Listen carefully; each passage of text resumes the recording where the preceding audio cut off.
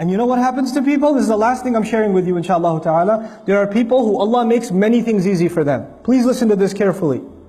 Allah makes many things easy for them. For some of you, Allah made money easy for you. It's just easy for you. For some of you, confidence is easy. It's no big deal. Other people get nervous, you don't get nervous. For some students of mine, studies are easy. Like I teach Arabic. Some of my students, wallahi, I can tell Allah made Arabic easy for this one. And the other one, مَا خُلِقَ لِدِرَاسَةِ الْعَرَبِيَّةِ He wasn't made to study Arabic. He's the smartest guy in his field. He will be a PhD in physics. He can't do mudaf and mudaf ilayh. He can't do it. You know? He wasn't made for it. This is tough for him. Not everybody is the same. Now what happens is when people get used to success, Allah makes one thing easy, then He makes the next thing easy, and then makes the next thing easy, and the next thing easy. Is everything always going to be easy? No, sometimes you will fail.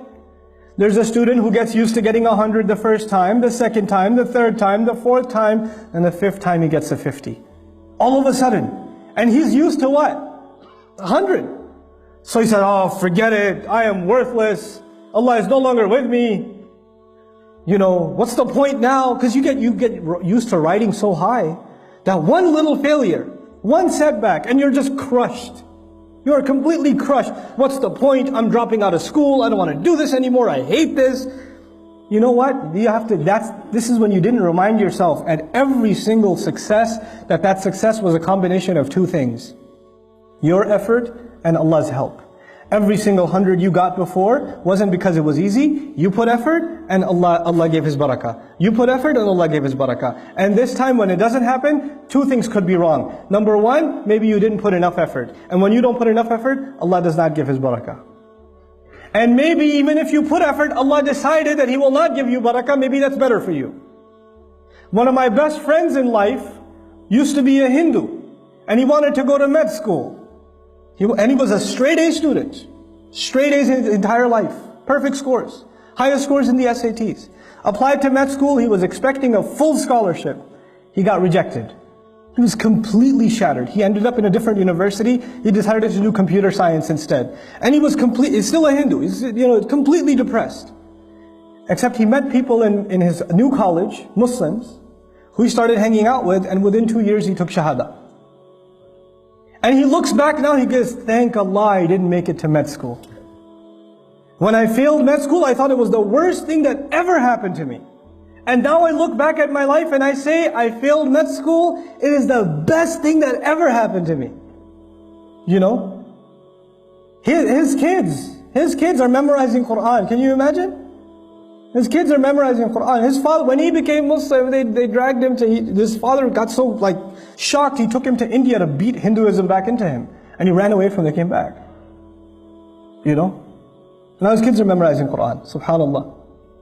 So sometimes we have to have trust in Allah. We get used to riding a high wave, and one little setback comes and we lose our trust in Allah. And then there are others who Allah gives you one difficulty, then He gives you another difficulty, then He gives you another difficulty, and He gives you another difficulty, and you start believing that I will never accomplish anything. My life is just difficult, man. Everything is hard for me. I keep getting fired. I keep failing my tests. I keep doing that. You get depressed. And even this one has to remember that success in this world, everything that happens is a combination of two things.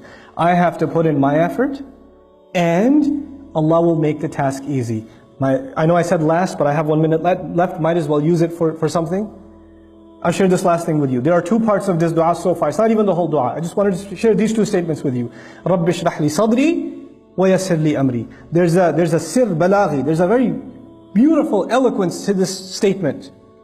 Allah is teaching us that if you have a calm heart, if you have a positive attitude, and you have tawakkul in Allah, and you put your work in, then Allah will make your mission easy. But if you start with the attitude, I know it's not going to work anyway, but I'll try. You already began with a defeated attitude, Allah will not make your task easy for you. You have to come with sharh al-sadr. You have to have an open chest, a positive attitude, belief that Allah will give you success in what you do. And if He doesn't give it to you, well, you're still saying Alhamdulillah. But you don't walk into an effort. You don't start a project. You don't start doing any work. And you begin with saying, I'm probably not going to succeed anyway, given my track record. You don't begin with that attitude. then Allah will not make your job easy for you. So if we have that good heart before Allah Azza wa Jal, Allah will make our task easy for us, subhanahu wa ta'ala. With that, I pray that Allah Azza wa Jal gives us all the ability to take advantage of the wisdom of the great prophets of Allah alayhimu salatu wasalam that is captured in their du'as. They said such few words, but they taught us so much of how to better our lives as believers and how to live our life successfully for Allah's deen and also make the best of this dunya. May Allah Azza wa Jal make us find the balance between this deen and this dunya as He intends it. And may Allah put all of us to the service of His beautiful deen and this ummah. Barakallahu li wa lakum fil Qur'an al-Hakim wa nafa'ani wa iyyakum bil ayati wa dhikr al-Hakim.